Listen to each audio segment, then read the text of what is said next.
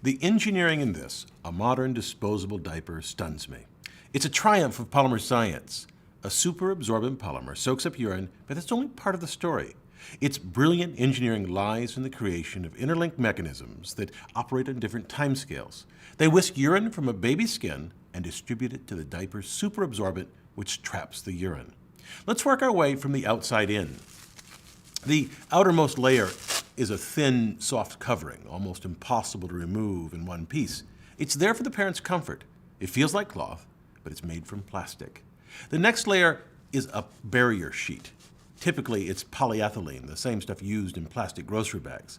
This plastic barrier is there to contain feces. Along the diaper's edges are elasticized leg cuffs, which is noted in one of the many patents help contain explosive, liquefied bowel movements.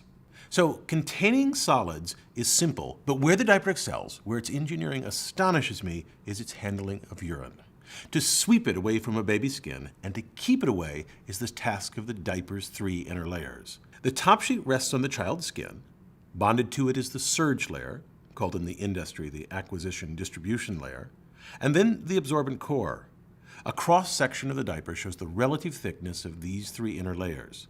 The top sheet is very thin, the surge layer a little thicker, and the absorbent core the thickest. Each has a different function. The top sheet's behavior surprises me. Most liquid goes right through the mesh, but when I gently place a drop of liquid on the top sheet, it beads up. I've been able to get it to stay there 6 hours. I'd expect the top sheet to be highly absorbent, to soak up water, but the fibers in the top sheet, the part touching the child's skin, repel water. Well, at first counterintuitive, this action is central to keeping a child dry. Urine passes through the holes of the top sheet, which is made from polypropylene, because it strikes the top sheet at over 6 miles per hour. Once through the top sheet, its water repellence helps prevent the stagnant pool of evacuated urine from flowing back onto the child's skin. As I insult the diaper, the liquid passes through the top sheet and enters the surge layer, which swells rapidly. Watch as that layer distributes this localized insult throughout the length of the diaper. As the surge layer empties, the absorbent core swells. To whisk the liquid from the top sheet to the absorbent core, the surge layer uses capillary action. You can see that with this device. As I fill it, the blue liquid climbs up each of the capillary tubes. Most absorbent material uses this action. For example, the threads of a washcloth form channels throughout the fabric. By capillary action, liquid climbs into these channels. Note, it isn't the fibers that absorb the liquid, but the spaces or channels between the fibers. In an absorptive material, the size of the channels determine how much liquid is moved and how fast. Notice here that the smallest diameter tube moves liquid farther than the largest diameter tube, but of course the smaller tube moves a smaller volume of liquid. The channels in the surge layer are arranged like these 4 tubes.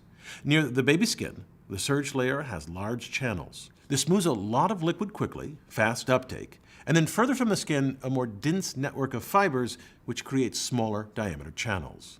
Not only does this arrangement of channels whisk the urine away, it also works like a one-way valve to prevent urine from flowing back toward the baby's skin. You would think that something this absorbent would be woven like cloth, but to weave a fabric with varying channel size would be extraordinarily difficult and expensive. Instead, to construct the surge layer, diaper companies use non-wovens. In a woven fabric, the strands are carefully interlaced, but in a non-woven, polymer fibers are suspended in air and then deposited on a moving belt where the warmed fibers adhere to each other. It's a lot like making cotton candy. There, the fibers mat together to make something that resembles cloth, but clearly isn't woven. As the urine leaves the surge layer, it enters the absorbent core, which stores the urine until a diaper is disposed. It must hold urine for up to 9 hours or so as the child sleeps. A number 4 size diaper can hold about 400 milliliters of urine. The urine is trapped in a super absorbent polymer. Here I have 5 or 6 grams of that polymer. I'll mix it with 160 or so grams of water.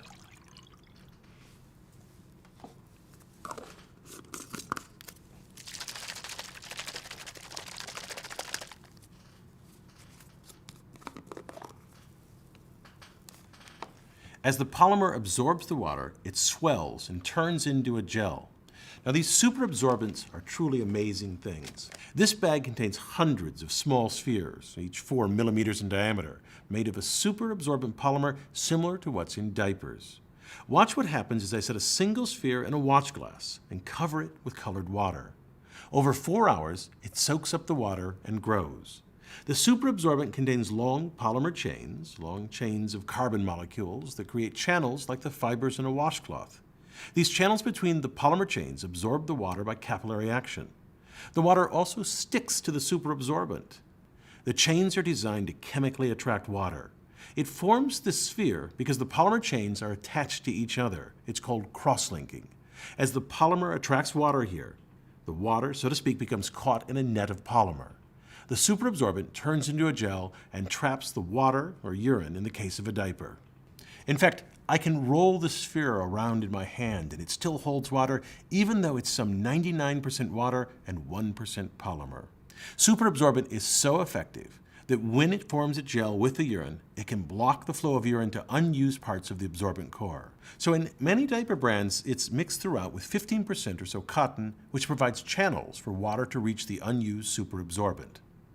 The details I've shared with you about how a diaper works astonish me, but equally stunning is the speed at which this precision object is made. Diaper lines produce around 1,000 diapers a minute. You'll likely never see one in person. The way each manufacturer designs their apparatus to move a flappy object like a diaper at many miles per hour is a tightly held trade secret. I'm Bill Hammack, the Engineer Guy.